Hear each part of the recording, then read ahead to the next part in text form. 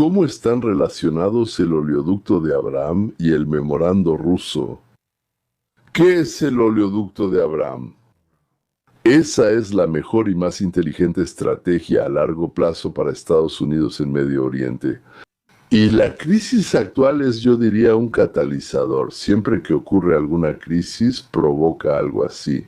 A menudo ocurren cosas positivas, incluso en crisis terribles, que generan efectos favorables, como un oleoducto.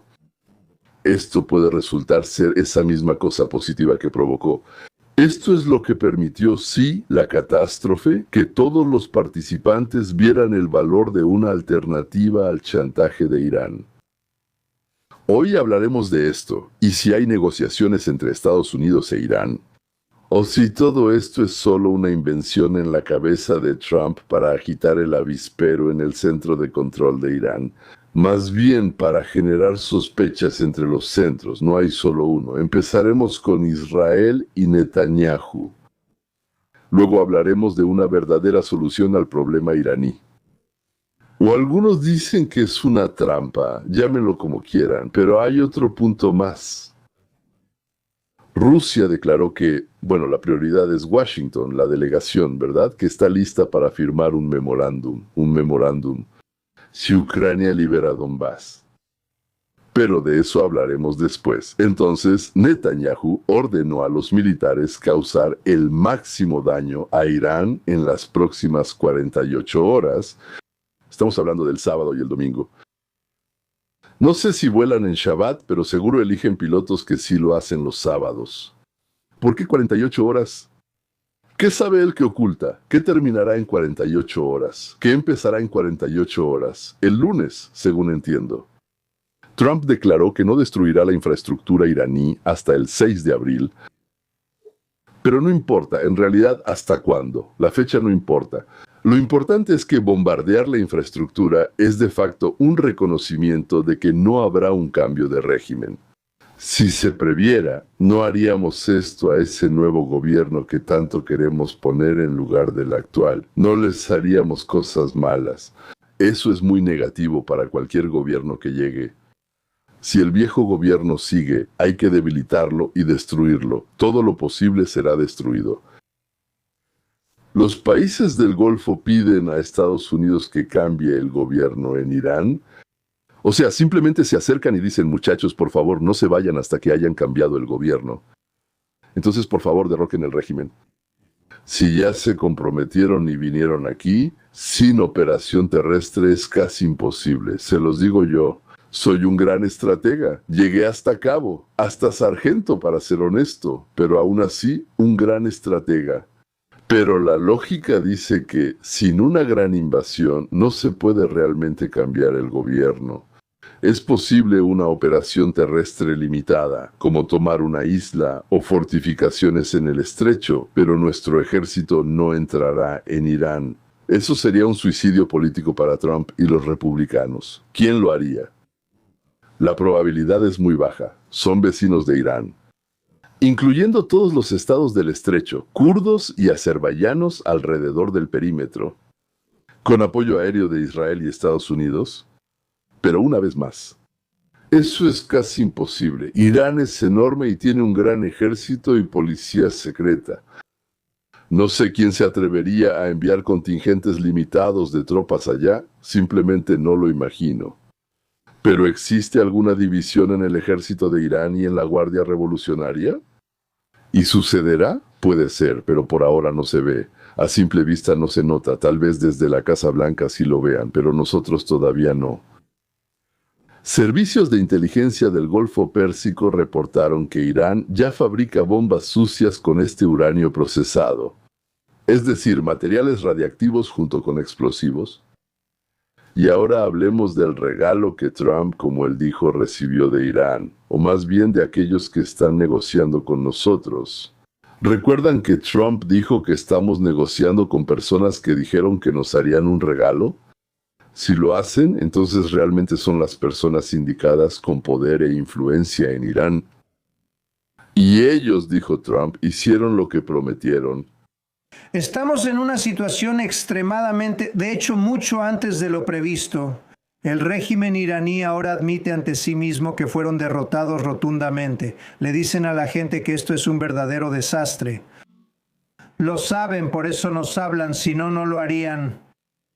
Nos hablan porque tienen grandes problemas. Están derrotados y no pueden recuperarse.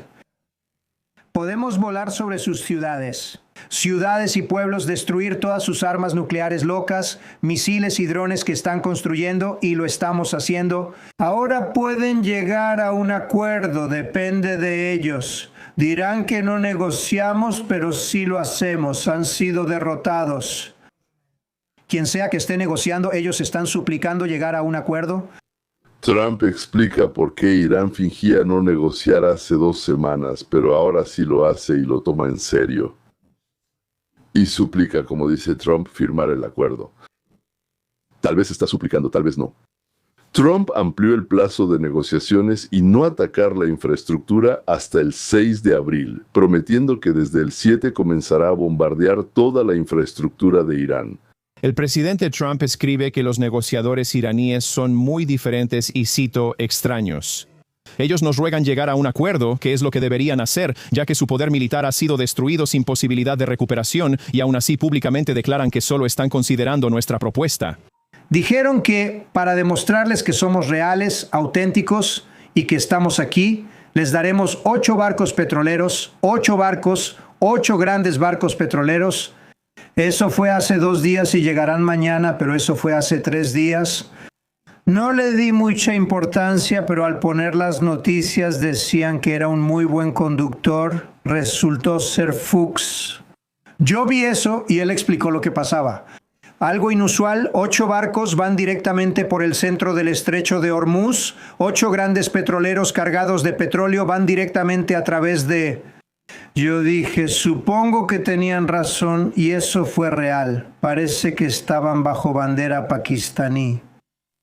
Dije que estábamos tratando con la gente correcta. Luego se disculparon y prometieron enviar 2 barcos más. Al final fueron 10.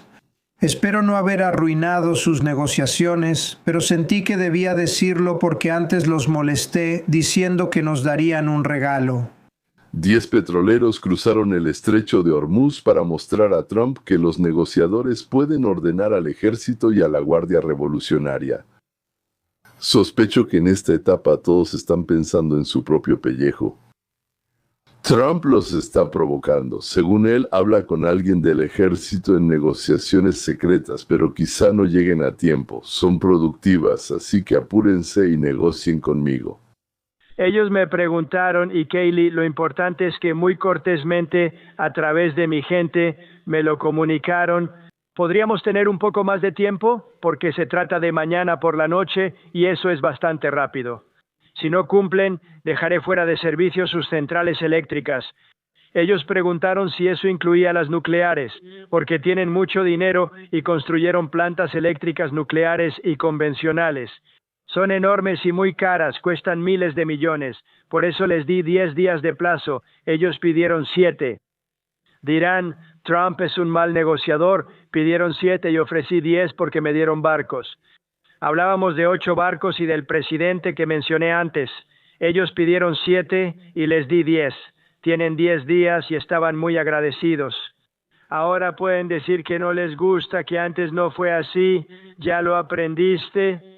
Entonces, si este gesto de buena voluntad de Irán es solo para aparentar o no, aún está por verse. ¿Saben? ¿Significa esto que realmente quieren negociar en serio o solo están tratando de halagarnos, ganar tiempo y aprovecharlo a su favor?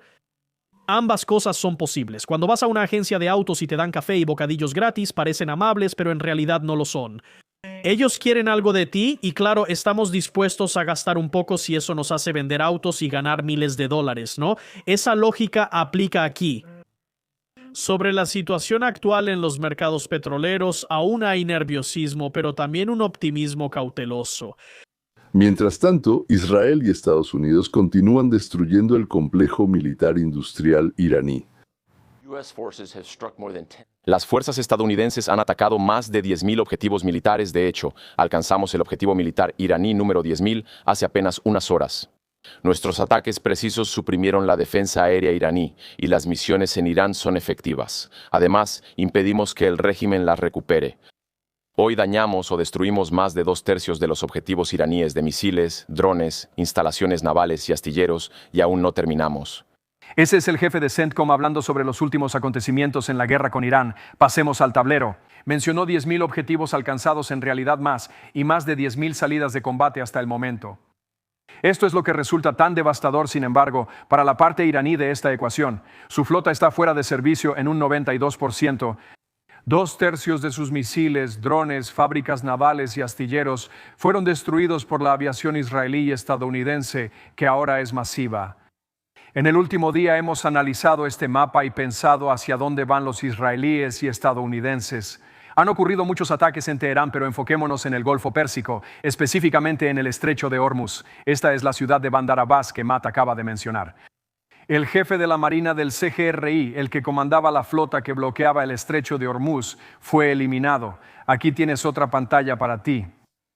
Estos puntos azules son bases militares de Estados Unidos en la región, atacadas por drones y misiles iraníes en las últimas 34 semanas. ¿Entendido? En rojo aparece lo hecho por los iraníes. Hay 3 ataques, uno cerca de Bagdad, otro aquí en Kuwait y uno en Israel. ¿Qué nos dice esto, Jimmy? ¿Pasamos contigo? Esto significa que cada día disminuye la actividad iraní. Cada vez menos drones y misiles atacan estas bases e Israel, lo cual puede ser relevante para nuestro invitado. Ahora lo mostraremos. En el panel, 12 figuras clave del régimen iraní fueron eliminadas. Ayatollah, piensen en esto, el Ayatollah murió, el jefe de la Guardia Revolucionaria, el comandante, fue eliminado, el jefe militar y el ministro de Defensa de Irán también. Ya mencioné que eliminaron al comandante de la Marina de la Guardia Revolucionaria. El comandante de Basij, una policía estatal muy influyente en Irán, también murió. El jefe de inteligencia iraní, él también murió. El régimen iraní está gravemente herido, pero no ha muerto. Aún herido puede causar mucho daño y matar a varios. De eso van las negociaciones. ¿Cómo debilitar al régimen sin alterar la estructura del poder? Más bien, ¿cómo hacer que Irán sea parte de la comunidad mundial y no un enemigo que no se detiene ante nada para mostrar lo lejos que pueden llegar sus tentáculos? Parece que sí. Parece que todo se dirige a que Estados Unidos detendrá los bombardeos, quitándole a Irán el uranio enriquecido y dejándoles todo lo demás. Eso es justo lo que temen israelíes y sunitas vecinos de Irán. Últimamente llegan reportes desde Irán indicando que el liderazgo del cuerpo y la policía secreta reclutan y sacan de sus casas a niños desde los 12 años. Desde los 12 años llevan y trasladan a los niños, como dicen, a campos de entrenamiento, lo cual, por supuesto, no habla muy bien de su capacidad de combate. Tras el ataque nocturno al cuartel de la flota, el almirante Brad Cooper, comandante del CENTCOM, ordena a la guardia iraní abandonar sus puestos y volver a casa para evitar la muerte. Irán recibió el mensaje. El presidente habla en serio. No cometan el mismo error 2 veces. Le cedo la palabra a Witkoff. Tenemos fuertes indicios de que esto es posible, y si se concreta el acuerdo, será una gran bendición para Irán, la región y el mundo. Irán busca una salida tras su fuerte amenaza del sábado. Sus declaraciones, que muestran su apertura a propuestas pacíficas, fueron recibidas positivamente. Finalmente advertimos a Irán, no se equivoquen otra vez. Les dijimos a los iraníes, informó Witkoff al presidente, que no permitan que se repita su error de subestimar la determinación de Estados Unidos, la determinación de este presidente de Estados Unidos. Hace tiempo que no veíamos ni escuchábamos a ese ayatolá de cartón, como si apenas hubiera salido en Canal 5, y le pregunté si seguía sin salir del closet. ¿La CIA te dijo que el ayatolá Junior es gay? Ellos lo dijeron, aunque quizá no solo ellos. Muchos lo dicen, lo que lo pone en desventaja en ese país. Claro, es gracioso que Irán esté gobernado por una persona que, según sus propias leyes, debería ser ejecutada de inmediato y de la manera más brutal posible. Según informes, el Pentágono se prepara para la fase final de la guerra. Listos para operaciones terrestres en lo profundo de Irán para asegurar el uranio subterráneo, pero aún esperamos que los ataques a gran escala lo logren. Ahora buscan ese último golpe, la posible joya de Irán, la isla de Karg. Más del 90% del petróleo se exporta desde Karg. Controlarla es controlar el país. Durante las negociaciones de paz decimos a Irán que necesitamos acceso a su petróleo y no es negociable para acabar la guerra. Esa condición hace a Karg el objetivo principal. Los iraníes sienten que algo anda mal. CNN reporta que empezaron a minar la isla y se preparan para guerra de guerrillas, aunque la isla es pequeña como la mitad de Manhattan. Y el Pentágono tiene otras opciones. La isla Larak funciona como barrera en la parte más angosta del estrecho, junto a otras islas pequeñas como Abu Musa. Podrían darnos el control de ese punto. Hay opciones. El presidente va a la sala de operaciones. Lo que teníamos que hacer era eliminar el cáncer. Extirpamos el cáncer que era Irán con armas nucleares. Ahora lo acabaremos definitivamente. Sí, fue gracioso. Ahora lo es más. Trump en esta situación parece un boletero fanfarrón al que no le importa en absoluto quién compre el boleto de $1,000 millones para el mítico y absurdo Consejo de la Paz. No tiene de qué presumir, aunque cuando lo escuchas frente al público, frente a los periodistas, bueno, es pura fanfarronería.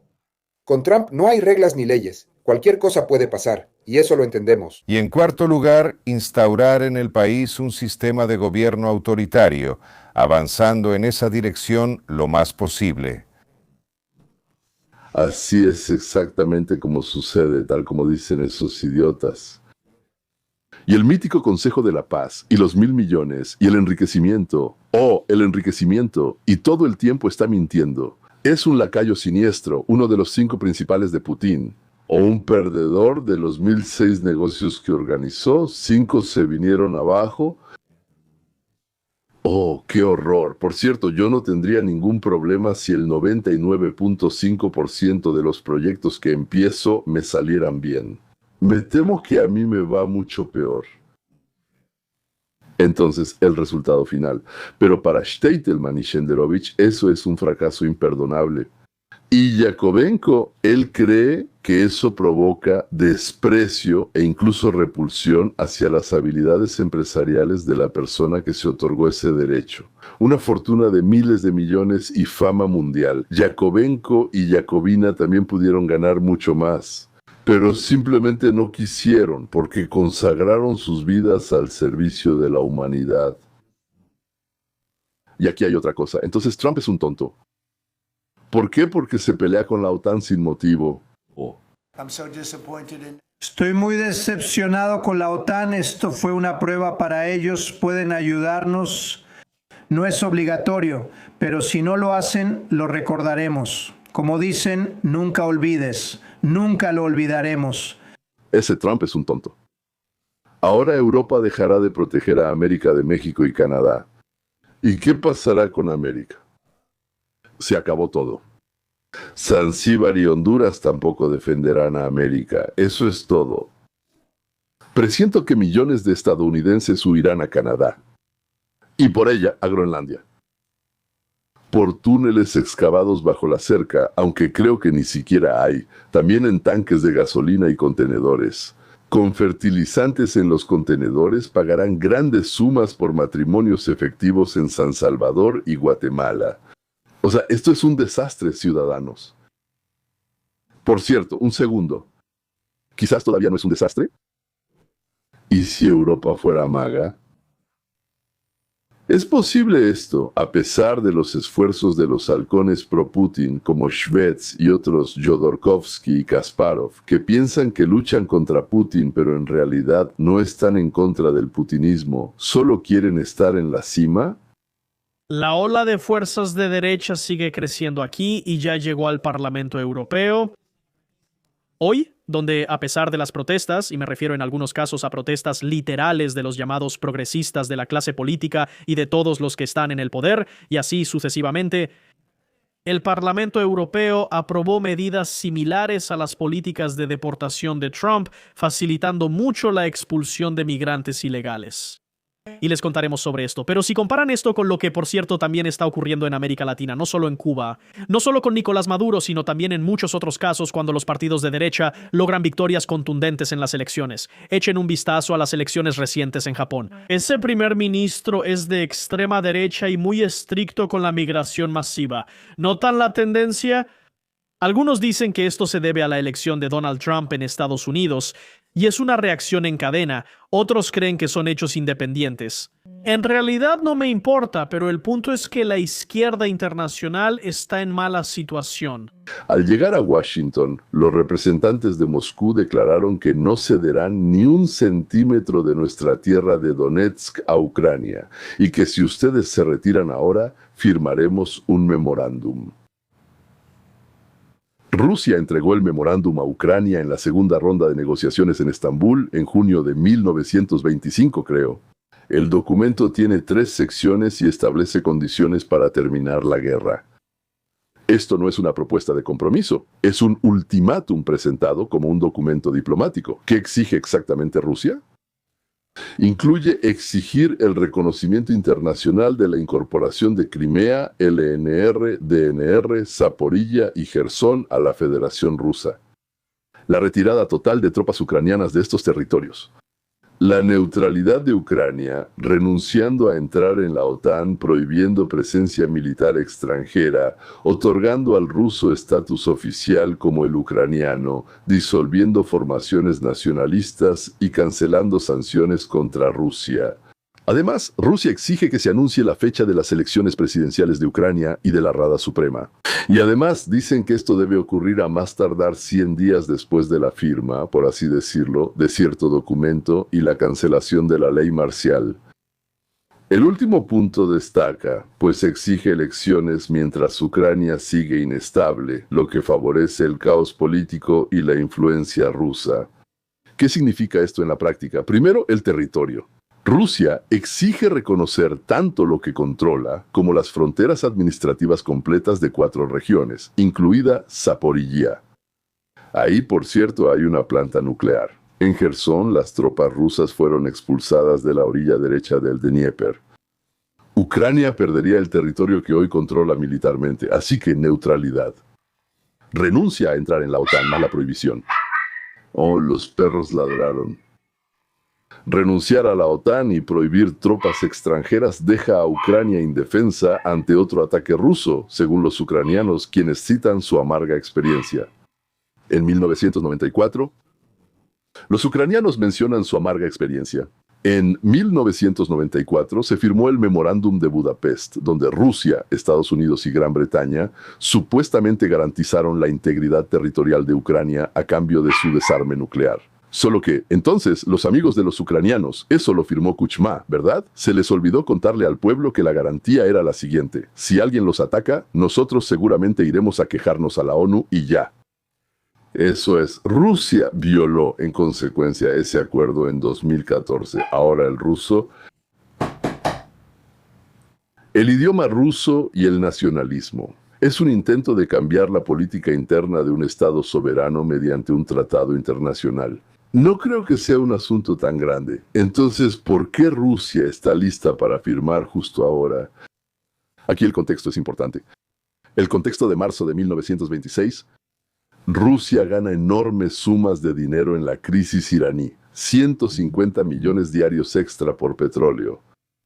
Según el político, Ucrania enfrenta una crisis de combustible y la crisis energética derivada de la guerra con Irán ha golpeado a su ejército. En Ucrania se agota el combustible y cada vez es más difícil contar con la ayuda de la Unión Europea. Putin cree que el tiempo lo favorece. Occidente está distraído con Irán. Ucrania es más débil que hace un año. Es el momento ideal para presionar. ¿Qué implica esto para el resultado de la guerra? El memorándum ruso marca la agenda de las negociaciones. Ucrania obtuvo respuestas a preguntas clave incluso antes de hacer las suyas. No habrá alto el fuego incondicional como Putin dijo en primavera. 3 desenlaces posibles. Escenario A. Ucrania acepta y pierde legalmente el 20% de su territorio, no solo de facto. Obtiene una paz frágil sin garantías. En 5 o 10 años habrá otra guerra, pero con una Ucrania más débil. O con una Ucrania más fuerte. Escenario B. Ucrania se niega y la guerra sigue. Todo depende de si Occidente continuará enviando armas durante la crisis iraní. Todos tienen menos recursos. En 2 años, la toma total de Ucrania es probable. Escenario C. Compromiso en la línea del frente. Congelación del conflicto según posiciones actuales, sin reconocimiento legal. Anexión, modelo coreano. Guerra no ha terminado, pero sin combates. Pero para eso Rusia tiene que estar de acuerdo. Y el escenario D. Ucrania conserva el 80% de su territorio. Incluye la industria internacional y un ejército privado. Mi conclusión.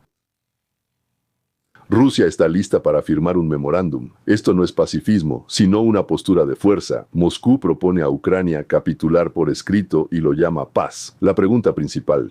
¿Está listo Estados Unidos para suministrar armas a Ucrania, incluso si Europa deja de pagarlas? Y la respuesta es muy simple. Nie, готов. Trump está ocupado con Irán y tiene pocos recursos para Ucrania. Es una oportunidad que Putin nota. Pero incluso sin él, sin esa oportunidad ni Irán, el suministro a Ucrania se agota. Tarde o temprano. Pero, continuación, cuando Rusia se agote, la tomará por completo. No una parte toda. Además, el Kremlin declaró la necesidad de legitimar los poderes de Zelensky para poder llegar a acuerdos a largo plazo. Budanov, el nuevo jefe de la UP, declaró: la Tercera Guerra Mundial ya se ha convertido en una realidad y de hecho ha comenzado aquí, en Ucrania. Bueno, ellos, los ucranianos, por supuesto, desean mucho que Europa se involucre en la guerra y que la guerra se vuelva multilateral, y no solo Ucrania contra Rusia. Por cierto, desde mi punto de vista, Ucrania no puede ceder territorios por una razón muy simple. Eso sería la muerte política para Zelensky. Entonces, la muerte política de Zelensky. Y tal vez incluso la cárcel. Puede ser la cárcel o una islita donde vive sin que nadie lo moleste. Es un factor más importante que la muerte de otro millón de ucranianos y hay alta posibilidad de perder todo el país. Bueno, y ahora el oleoducto. Irán jugó su carta principal y cerró el estrecho de Hormuz. El petróleo subió a $126 por barril y la economía mundial tembló. En ese momento, un hombre en Jerusalén vio el mapa y dijo: «Se los dije». Netanyahu, en 1925, propuso a Arabia Saudita una idea que entonces rechazaron amablemente. Un oleoducto de 700 kilómetros desde la ciudad saudita de Yambu, pasando por Jordania hasta Eilat. Y de ahí por el oleoducto israelí existente de Eilat a Ashkelon, hacia los puertos del Mediterráneo y Europa. En lugar de pasar por puntos estrechos como Hormuz y Bab el-Mandeb, creo que así se llama, podemos construir oleoductos hacia el oeste a través de la península arábiga, de la península a los puertos israelíes en el Mediterráneo y eliminar estos puntos estrechos, dijo entonces Netanyahu. Riad respondió fríamente: con Hormuz cerrado y drones iraníes atacando infraestructura saudita, la conversación se ha reanudado, lo cual son buenas noticias. Antes de hablar de nuevas construcciones, primero hay que entender lo que ya existe y por qué no soluciona todo. El oleoducto este-oeste saudita fue construido, creo, en los años 80 del siglo pasado. Tiene una longitud de 1.200 kilómetros y ya opera a plena capacidad, con 7 millones de barriles diarios. Transporta petróleo desde los yacimientos orientales hasta este puerto, Yambu, en el Mar Rojo. Los expertos de la Universidad Rice ahora la consideran una obra maestra estratégica. Pero esta ruta tiene un defecto. El petróleo de Yambu sigue su camino. El siguiente envío a Asia, de todos modos, debe pasar por el estrecho de Bab el-Mandeb, donde los hutíes pueden imponer un veto al petróleo saudita en cualquier momento con misiles.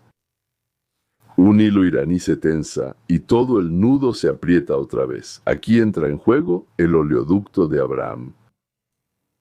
La arquitectura del nuevo corredor es así: crear un puente terrestre y energético desde el Golfo Pérsico hasta el Mar Mediterráneo, evitando por completo cualquier estrecho marítimo que esté bajo amenaza.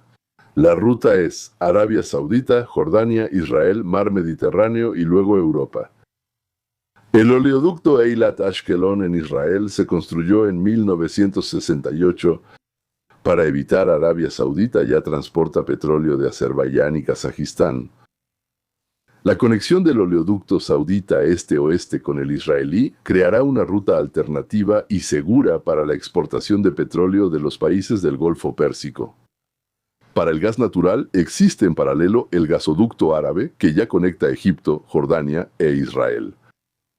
Puede usarse en sentido inverso, llevando gas de Qatar y Arabia Saudita a Europa por terminales de GNL israelíes. El ministro de Energía de Israel ya habló de esto con colegas estadounidenses y Estados Unidos, según él, muestra un fuerte interés. ¿Por qué duda Arabia Saudita? La historia aquí se complica un poco. Riad no tiene prisa. Y para eso, como se dice, tienen algunas razones de peso. En primer lugar, la normalización con Israel. Para los reyes sauditas, un oleoducto por Israel reconoce públicamente a Israel como aliado. Esto es políticamente delicado dentro del país y en el mundo árabe, sobre todo en medio de la guerra. El oleoducto de Abraham no es algo que se active en un mes. Pero ya se puede hacer algo ahora mismo. Solo hay que tomar una decisión. No se entrega en buque cisterna a Eilat, sino que se bombea por el oleoducto hasta Ashkelon. Solución temporal con capacidad limitada, pero ya funciona. La segunda solución temporal. Rápido en 6 meses, más lento en 18. Ampliación de la capacidad de los oleoductos existentes en Israel y Jordania. Construcción de nuevas estaciones de bombeo, integración logística y el petróleo empezó a fluir en cantidades ya bastante grandes. ¿Y ahora qué se puede hacer en, digamos, 35 años? Un nuevo oleoducto completo que Yanbu, Eilat, de 700 kilómetros.